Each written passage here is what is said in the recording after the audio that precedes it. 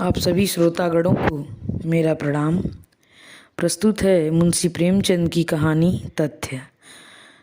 आइए सुनते हैं मुंशी प्रेमचंद की कहानी तथ्य। वह भेद अमृत के मन में हमेशा ज्यों का त्यों बना रहा और कभी न खुला। न तो अमृत की नज़रों से, न उसकी बातों से और न रंग ढंग से। पूर्णिमा को कभी इस बात का भ्रम भी नहीं हुआ कि साधारण पड़ोसियों का जिस तरह बर्ताव होना चाहिए और लड़कपन की दोस्ती का जिस तरह निर्वाह होना चाहिए, उसके सिवा अमृत का मेरे साथ और किसी प्रकार का संबंध है या हो सकता है।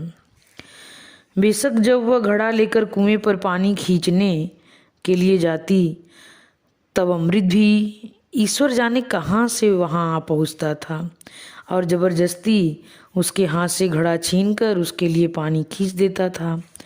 और जब वह अपनी गाय को सानी देने लगती थी, तब वह उसके हाथ से भूसे की टोकरी ले लेता था और गाय की नाद में सानी डाल देता था। जब वह बनिए की दुकान पर कोई चीज़ लेने जाती थी, तब अमृत भी अक्सर उसे रास्ते में मिल जाया करता था और उसका काम कर देता था। पूर्णिमा के घर में कोई दूसरा लड़का या आदमी नहीं था। उनके पिता का कई साल पहले परलोकवास हो चुका था और उसकी माँ पर्दे में रहती थी। जब अमृत पढ़ने जाने लगता, तब पूर्णिमा के घर जाकर पूछ लिया करता था कि बाजार से कुछ मंगवाना तो नहीं है। उसके घर में खेती बाड़ी होती थी, गाय भैंसें थी और बाग बगीचे भी थे। वो अपने घर वालों की नज़र बचाकर फसल की चीज़ें सौगात के तौर पर पूर्णिमा के घर दे आता था। लेकिन पूर्णिमा उसकी इन खातिरदारियों को उसकी भलाई और खाने पीने से संतुष्ट होने के सिवा और क्या समझे और क्यों समझे। एक गांव में रहने वाले चाहे किसी प्रकार का रक्त संबंध या कोई रिश्तेदारी न रखते हों, लेकिन फिर भी गांव के रिश्ते से भाई बहन होते ही हैं।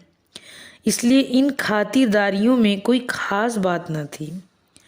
एक दिन पूर्णिमा ने उससे कहा भी कि तुम दिन भर मदरसे में रहते हो, मेरा जी घबराता है। अमृत ने सीधी तरह से कह दिया, क्या करूं, इम्तहान पास आ गया है। मैं सोचा करती हूँ जब मैं चली जाऊंगी तब तुम्हें कैसे देखूंगी और तुम क्यों मेरे घर आओगे। अमृत ने घबरा कर पूछा, कहाँ चली जाओगी।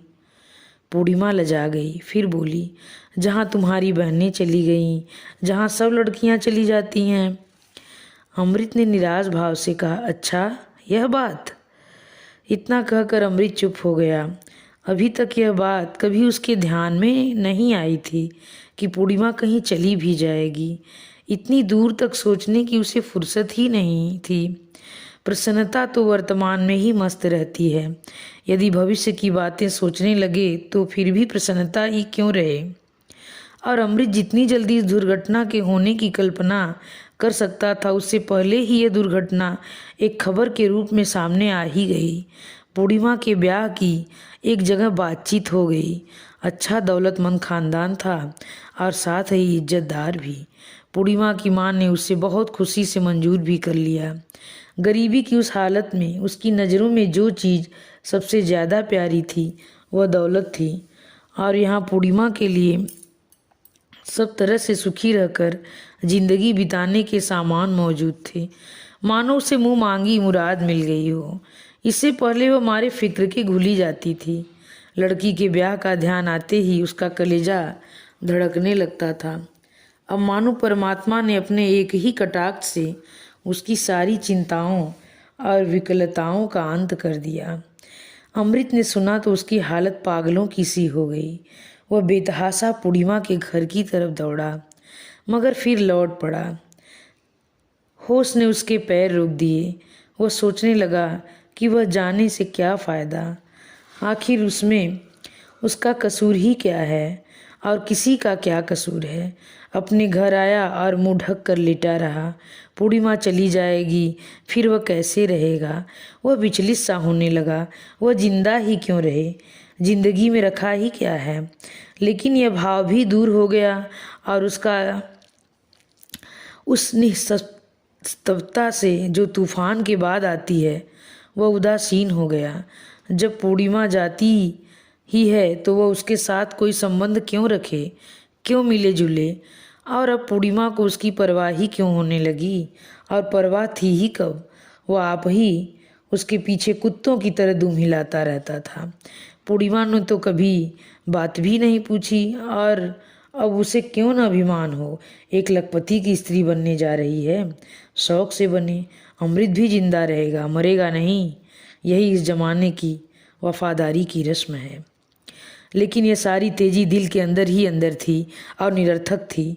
भला उसमें इतनी हिम्मत कहाँ थी कि जाकर पूर्णिमा की माँ से कह दे कि पूर्णिमा मेरी है और मेरी ही रहेगी। गजब हो जाएगा, गांव में आफत मच जाएगी। ऐसी बातें न गांव की कहानियों में कभी सुनी है और न देहातों में कभी देखी है। और पूर्णिमा का यह हाल था कि दिन भर उसका रास्ता देखा करती थी। वह सोचती थी कि क्यों मेरे दरवाजे से होकर निकल जाता है और क्यों अंदर नहीं आता। कभी रास्ते में मुलाकात हो जाती है तो मानो उसकी परछाई से भागता है। वह पानी की कलसी लेकर कुएं पर खड़ी रहती है और सोचती है कि वह आता होगा, लेकिन वह कहीं दिखाई ही नहीं देता। एक दिन वह उसके घर गई और उससे जवाब मांगा। उसने पूछा, तुम आजकल क्यों आते नहीं हो। बस उसी समय उसका गला भर आया। उसे याद आ गया कि अब वो इस गांव में थोड़े ही दिनों की मेहमान है। लेकिन अमृत चुपचाप ज्यों का त्यों बैठा रहा। लापरवाही से उसने सिर्फ इतना कहा, इम्तहान पास आ गया है, फुर्सत नहीं मिलती। फिर कुछ ठहर कर उसने कहा, सोचता हूँ जब तुम जा ही रही हो। वह कहना ही चाहता था कि तो फिर अब मोहब्बत क्यों बढ़ाऊं, मगर उसे ध्यान आ गया कि बहुत मूर्खता की बात है। मगर कोई रोगी बनने जा रहा है तो क्या इसी विचार से उसका इलाज छोड़ दिया जाता है कि वो मरेगा ही। इसके विपरीत ज्यों ज्यों उसकी हालत और भी ज़्यादा खराब होती जाती है, त्यों त्यों लोग और भी अधिक तत्परता से उसकी चिकित्सा करते हैं। और जब उसका अंतिम समय आता है तब तो दौड़ धूप की हद ही नहीं रहती। उसके ने बात का रुख बदल कर कहा, सुना है वह लोग बहुत ही मालदार हैं। पूर्णिमा ने उसके ये अंतिम शब्द सुने ही नहीं या उनका जवाब देने की जरूरत नहीं समझी। उसके कानों में तो जवाब का पहला हिस्सा गूंज रहा था। उसने बहुत ही दुखपूर्ण भाव से कहा, तो इसमें मेरा क्या कसूर है। मैं अपनी खुशी से तो जा नहीं रही हूँ, जाना पड़ता है इसलिए जा रही हूँ। यह कहते कहते मारे लज्जा कि उसका चेहरा लाल हो गया।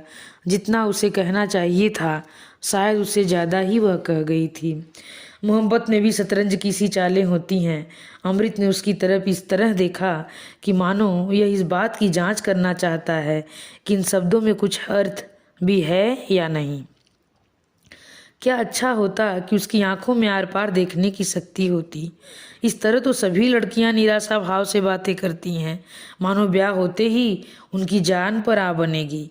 मगर सभी लड़कियां एक न एक दिन अच्छे अच्छे गहने और कपड़े पहनकर और पालकी में बैठकर चली जाती हैं। इन बातों से उसको कोई संतोष नहीं हुआ। फिर डरते डरते बोला, तब तुम्हें मेरी याद क्यों आएगी। उसके माथे पर पसीना आ गया। उसे ऐसी शर्मिंदगी हुई कि जी चाहा कि कमरे से बाहर भाग जाऊं। पूर्णिमा की ओर देखने की हिम्मत भी नहीं हुई, कहीं वह समझ न गई हो। पूर्णिमा ने सिर झुकाकर मानो अपने दिल से कहा, तुम मुझे इतना निर्मोही समझते हो, मैं बेकसूर हूँ, मुझसे रूठते हो। तुम्हें इस समय मेरे साथ सहानुभूति होनी चाहिए थी। तुम्हें उचित था कि तुम मुझे ढाढ़स देते और तुम मुझसे तने बैठे हो। तुम ही बतलाओ कि मेरे लिए और कौन दूसरा रास्ता है। जो मेरे अपने हैं वही मुझे गैर के घर भेज रहे हैं। वहाँ मुझ पर क्या बीतेगी, मेरी क्या हालत होगी। क्या यही गम मेरे जान लेने के लिए काफ़ी नहीं है जो तुम उसमें अपना गुस्सा भी मिलाए देते हो। उसका गला फिर भर आया। आज पूर्णिमा को इस प्रकार दुखी और उदास देखकर अमृत को विश्वास हो गया कि इसके अंदर भी एक छिपी हुई वेदना है। उसका ओछापन और स्वार्थपरता मानो कालिक बनकर उसके चेहरे पर चमकने लगा। पूर्णिमा के इन शब्दों में पूरी सत्यता थी और साथ ही कितनी फटकार और कितना अपमान भी भरा हुआ था। जो पराए हों उनसे शिकायत ही क्या करे। अवश्य ही ऐसी अवस्था में उसे पूर्णिमा को ढाढ़स दिलाना चाहिए था। यह उसका कर्तव्य उसे बहुत प्रसन्नता के साथ पूरा करना चाहिए। पूर्णिमा ने प्रेम का एक नया आदर्श उसके सामने रख दिया था और उसका विवेक इस आदर्श से बचकर नहीं निकलने देता था। इसमें संदेह नहीं कि प्रेम भी एक स्वार्थ त्याग है, परंतु बहुत बड़ा और जिगर को जलाने वाला है। उसने लज्जित होकर कहा, माफ़ करो पूर्णिमा, मेरी भूल थी, बल्कि बेवकूफ़ी भी। पूर्णिमा का ब्याह हो गया। अमृत जी जान से उसके ब्याह के प्रबंध में लगा रहा। दूल्हा अधेड़ था, तोंदल और भोंडा था और साथ ही बहुत घमंडी बदमिजाज भी था। लेकिन अमृत ऐसी तत्परता से उसकी खातिरदारी कर रहा था कि मानो वह कोई देवता हो और उसकी एक ही मुस्कुराहट से उसे स्वर्ग में पहुंचा देगा। पूर्णिमा के साथ बातचीत करने का अमृत को अवसर ही नहीं मिला और न उसने अवसर निकालने का कोई प्रयास किया। वह पूर्णिमा को जब देखता था तब वह रोती ही रहती और अमृत आंखों की जबान से जहाँ तक हो सकता था बिना कुछ कहे ही उसे जितना ढाढ़स और तसल्ली दे सकता था वह देता था और उसके प्रति सहानुभूति दिखलाता था। तीसरे दिन पूर्णिमा रोध होकर ससुराल विदा हो गई। अमृत ने उसी दिन शिव जी के मंदिर में जाकर परम निष्ठा तथा भक्ति से भरे हुए दिल से प्रार्थना की कि पूर्णिमा सदा सुखी रहे। जब नया और ताज़ा गम हो तो फिर इधर उधर के और फालतू विचारों का भला कहाँ प्रवेश हो सकता है। दुख तो आत्मा के रोगों का नाशक है, परंतु मन में उसे एक तरह की शून्यता का अनुभव हो रहा था, मानो अब उसका जीवन उजाड़ हो गया था। अब उसका कोई उद्देश्य या कोई कामना नहीं रह गई थी। 3 बरस बाद पूर्णिमा मैके फिर आई। इस बीच भी अमृत का भी ब्याह हो गया था और जीवन का जुआ गर्दन पर रखे हुए लकीर पीटता चला जा रहा था, परंतु उसके मन में एक ऐसी अस्पष्ट सी वासना दबी हुई थी जिसे वह कोई स्पष्ट रूप नहीं दे सकता था। वह वासना थर्मामीटर के पारे की तरह उसके अंदर सुरक्षित थी। अब पूर्णिमा ने आकर उसमें गर्मी पैदा कर दी थी और वह पारा चढ़कर सरसाम की सीमा तक जा पहुंचा था। उसकी गोद में 2 बरस का एक प्यारा सा बच्चा था। अमृत उस बच्चे को दिन रात मानो गले से बांधे रहता था। वह सवेरे और संध्या उसे गोद में लेकर टहलने जाया करता और उसके लिए बाजार से तरह तरह के खिलौने और मिठाइयाँ लाया करता था। सवेरा होते ही उसके जलपान के लिए हलवा और दूध लेकर पहुंच जाता था। उसे नहलाता धुलाता और उसके बाल साफ करता था। उसके फोड़े फुंसियाँ धोकर उन पर मलहम लगाता था। ये सभी सेवाएं उसने अपने जिम्मे ले ली थीं। बच्चा भी उसके साथ इतना हिलमिल गया था कि पल भर के लिए भी उसका गला न छोड़ता था। यहाँ तक कि कभी कभी उसी के पास सो भी जाता था और पूर्णिमा के आकर बुलाने पर भी उसके साथ नहीं जाता था। अमृत पूछता, तुम किसके बेटे हो? बच्चा कहता, टुमाले। अमृत मारे आनंद के मतवाला होकर उसे गले लगा लेता था। पूर्णिमा का रूप अब और भी निखर आया था। कली खिलकर फूल हो गई थी। अब उसके स्वभाव में अहमन्यता और अभिमान आ गया था और साथ ही बनाव श्रृंगार से प्रेम भी हो गया था। सोने के गहने से सजकर और रेशमी साड़ी पहनकर अब वह और भी अधिक आकर्षक हो गई थी और ऐसा जान पड़ता था मानो वह अमृत से कुछ बचना चाहती है। बिना कोई विशेष आवश्यकता हुए उसे बहुत कम बोलती थी और जो कुछ बोलती भी है वह इस ढंग से बोलती है कि मानो अमृत पर कोई एहसान कर रही है।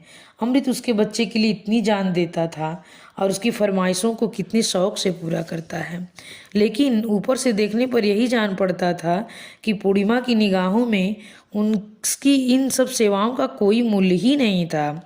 मानो सेवा करना अमृत का कर्तव्य ही है और वह कर्तव्य उसे पूरा करना चाहिए। इसके लिए किसी प्रकार के धन्यवाद या कृतज्ञता का अधिकारी नहीं है। जब बच्चा रोता है तब वह उसे धमकाती है कि खबरदार रोना नहीं, नहीं तो मामा जी तुमसे कभी ना बोलेंगे, और इतना सुनते ही बच्चा चुप हो जाता है। जब उसे किसी चीज़ की ज़रूरत होती है तब वह अमृत को बुलाकर मानो आज्ञा रूप में उसे कह देती है और अमृत भी तुरंत उस आज्ञा का पालन करता है, मानो उसका गुलाम हो। और वह भी शायद ये समझती है कि मैंने अमृत से गुलामी का पट्टा लिखा लिया है। 6 महीने मैके रहकर पूर्णिमा फिर ससुराल चली गई। अमृत उसे पहुंचाने के लिए स्टेशन तक आया था। जब वह गाड़ी में बैठ गई तब अमृत ने बच्चा उसकी गोद में दे दिया। अमृत की आंखों में आंसू की बूंद टपक पड़ी और उसने मुंह फेर लिया और आंखों पर हाथ फेर कर आंसू पोंछ डाला। पूर्णिमा को अपने आंसू कैसे दिखलाए, क्योंकि इसकी आंखें तो बिल्कुल खुश्क थी, लेकिन फिर भी उसका जी नहीं मानता था। वह सोचता था न जाने अब कब मुलाकात हो। पूर्णिमा ने कुछ अभिमान के साथ कहा। बच्चा कई दिन तक तुम्हारे लिए बहुत हुड़केगा। अमृत ने भरे गले से कहा, मुझे तो उम्र भर भी इसकी सूरत नहीं भूलेगी। कभी कभी एक आध पत्र तो भेज दिया करो। भेजूंगा, मगर मैं जवाब नहीं दूंगी, ये समझ लो। मत देना, मैं मांगता तो नहीं, मगर याद रखना। गाड़ी चल पड़ी। अमृत उसकी खिड़की की ओर देखता रहा। गाड़ी कोई एक फरलांग निकल जाने पर उसने देखा कि पूर्णिमा ने खिड़की से सिर निकाल कर उसकी तरफ देखा और फिर बच्चे को गोद में लेकर उसे जरा दिखला दिया। अमृत का हृदय उस समय वो उड़कर पूर्णिमा के पास पहुंच जाना चाहता था। वह इतना प्रसन्न है कि मानो उसका उद्देश्य सिद्ध हो गया हो। उसी वर्ष पूर्णिमा की माँ का देहांत हो गया। पूर्णिमा उस समय सफ़र में थी। वह अपनी माँ को अंतिम समय न देख सकी। जहाँ तक हो सकता था अमृत ने पहले तो उसकी पूरी चिकित्सा की और उसके मर जाने पर उसका क्रियाकर्म भी कर दिया। ब्राह्मणों को और बिरादरी वालों को भोजन भी कराया, मानो स्वयं उसकी माँ मर गई हो। स्वयं उसके पिता का देहांत हो ही चुका था, इसलिए वो आप ही अपने घर का मालिक हो गया था। कोई उसका हाथ पकड़ने वाला नहीं था। पूर्णिमा अब किसी नाते से मैके आती, किस नाते से मैके आती। और फिर अब उसे इतनी फुर्सत कहाँ थी। अपने घर की मालकिन थी, घर किस पर छोड़ कर आती। उसे 2 बच्चे और भी हुए। पहला लड़का बड़ा होकर स्कूल में पढ़ने लगा, छोटा देहात के मदरसे में पढ़ता था। अमृत साल में एक बार नाई हुई भेज कर उन सबकी खैर सलाह मांग लिया करता था। पूर्णिमा सब प्रकार से सुखी और निश्चिंत है और उसकी तसल्ली के लिए इतना ही काफ़ी था। अमृत के लड़के भी सयाने हो गए थे। वह घर गृहस्थी की चिंताओं में फंसा रहता था। फिर उसकी उम्र भी 40 से आगे निकल गई थी, परंतु फिर भी पूर्णिमा की स्मृति अभी तक उसके हृदय की गंभीरता भाग में सुरक्षित थी। अचानक एक दिन अमृत ने सुना कि पूर्णिमा के पति का देहांत हो गया, परंतु आश्चर्य यह था कि उसे कोई दुख नहीं हुआ। वह यूं ही अपने मन में यह निश्चय कर बैठा था कि इस खबीस के साथ पूर्णिमा का जीवन कभी ईर्ष्या के योग्य नहीं हो सकता। कर्तव्य की व्यवस्था और पतिव्रता धर्म के पालन के विचार से उसने कभी अपना हार्दिक कष्ट प्रकट नहीं किया था, परंतु यह संभव है कि सभी प्रकार के सुख और निश्चिंतता के रहते हुए भी उस घृणित व्यक्ति के साथ उसे कोई विशेष प्रेम रहा हो। यह तो भारतवर्ष ही है जहाँ ऐसी अप्सराएं ऐसे अयोग्य कुपात्रों के गले बांध दी जाती हैं, और नहीं तो यह पूर्णिमा किसी दूसरे देश में होती तो उसे देश के नवयुवक उस पर निछावर हो जाते। उसकी सारी वासनाएं फिर जीवित हो गई। अब उसमें वह पहले वाली झिझक नहीं, और न उसकी जबान पर वह पहले वाली मौन की मोहर ही है। और फिर पूर्णिमा भी अब स्वतंत्र है। अवस्था के धर्म ने अवश्य ही उसे अधिक दयालु बना दिया होगा। वह सोखी, अल्हड़पन और लापरवाह तो कभी की विदा हो चुकी होगी। उस लड़कपन की जगह अब उसमें अनुभवी स्त्रियों की वे सब बातें आ गई होंगी जो प्रेम का आदर करती हैं और उसकी इच्छुक होती हैं।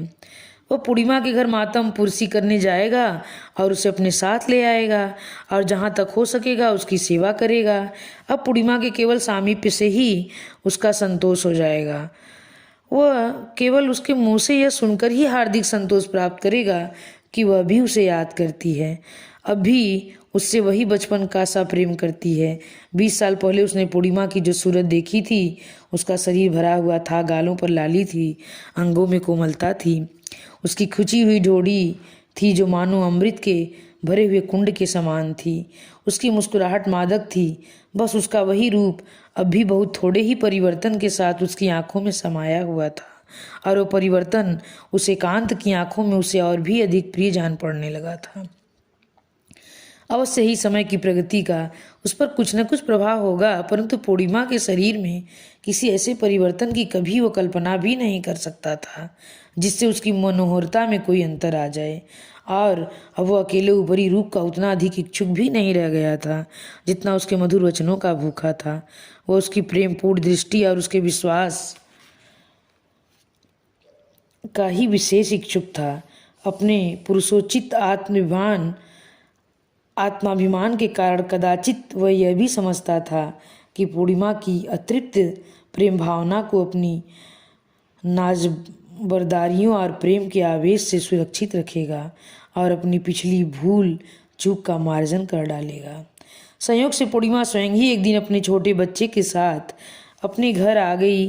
उसकी एक विधवा मौसी थी जो उसकी माँ के साथ ही अपने वैधव्य के दिन काट रही थी। अब अभी तक वह जीती थी। एक प्रकार वह सूना घर फिर से बस गया। जब अमृत ने समाचार सुना तो बड़ी शौक से मानो मदमत्त होकर उसके घर की तरफ दौड़ा।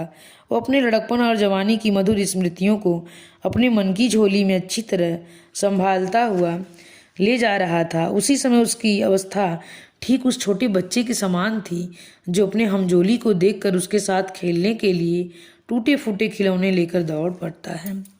लेकिन उसकी सूरत देखते ही उसका सारा शौक और सारी उमंग मानो बुझ सी गई। वह स्तब्ध होकर खड़ा रह गया। पूर्णिमा उसके सामने आकर सिर झुकाकर खड़ी हो गई। सफ़ेद साड़ी के घूंघट से आधा मुंह छिपा हुआ था, लेकिन कमर झुक गई थी। बाहें सूत सी पतली, पैर के पिछले भाग की रंगे उभरी हुई, आंसू बह रहे थे और चेहरे का रंग बिल्कुल पीला पड़ गया था, मानो कफन में लपेटी हुई लाश खड़ी हो। पूर्णिमा की मौसी ने आकर कहा, बैठो बेटा, देखते हो इसकी हालत सूख कर कांटा हो गई है। एक क्षण को भी आंसू नहीं थमते। सिर्फ एक समय सूखी रोटियां खाती है और किसी चीज़ से मतलब नहीं। नमक छोड़ दिया है, घी दूध सब त्याग दिया है, बस रूखी रोटियों से काम। इस पर आए दिन व्रत रहती है, कभी एकादशी, कभी इतवार, कभी मंगल। एक चटाई बिछाकर जमीन पर सोती है। घड़ी रात रहे उठकर पूजा पाठ करने लगती है। लड़के समझाते हैं मगर किसी की नहीं सुनती। कहती है जब भगवान ने सुहाग ही उठा लिया तो फिर सब कुछ मिथ्या है। जी बहलाने के लिए यहाँ आई थी मगर यहाँ भी रोने के सिवा दूसरा काम नहीं। कितना समझाती हूँ कि बेटी, भाग्य में जो कुछ लिखा था वह हुआ। अब सब्र करो, भगवान ने तुम्हें बाल बच्चे दिए हैं, उनको पालो। घर में ईश्वर का दिया सब कुछ है, चार को खिलाकर खा सकती हो। मन पवित्र होना चाहिए, शरीर को दुख देने से क्या लाभ। लेकिन सुनती ही नहीं। अब तो समझाओ तो शायद माने। अमृत ऊपर से देखने में तो निरुस्तब्ध, परंतु अंदर हृदय विदारक वेदना छिपाए हुए खड़ा था। मानो जिस नींव पर उसने जिंदगी की इमारत खड़ी की थी वह हिल गई हो। आज उसे मालूम हुआ कि जन्म भर उसने जिस वस्तु को तथ्य समझ रखा था वह वास्तव में मृग तृष्णा थी अथवा केवल स्वप्न था। पूर्णिमा के इस विकट आत्म संयम और तपस्वियों के से आचरण के सामने उसकी समस्त वासनाओं और प्रेम की उमंगों का नाश हो गया था और उसके जीवन का यह नया तथ्य आकर उपस्थित हो गया था कि यदि मन में मिट्टी को देवता बनाने की शक्ति है तो मनुष्य को देवता बनाने की शक्ति क्यों नहीं। पूर्णिमा उसी घृणित मनुष्य को देवता बनाकर उसकी पूजा कर रही थी। उसने शांत भाव से कहा, तपस्विनी को हम जैसे स्वार्थी लोग कैसे समझा सकते हैं मौसी, हम लोगों का कर्तव्य इसके चरणों पर। पूर्णिमा ने मुंह पर का घूंघट हटाते हुए कहा, तुम्हारा बच्चा तुम्हें अभी भी तक पूछा करता है। इसी के साथ यह पवित्र प्रेम भरी कहानी समाप्त होती है। धन्यवाद। अगर यह कहानी आप लोगों को पसंद आई हो तो मेरे चैनल को सब्सक्राइब और लाइक करना मत भूलिएगा।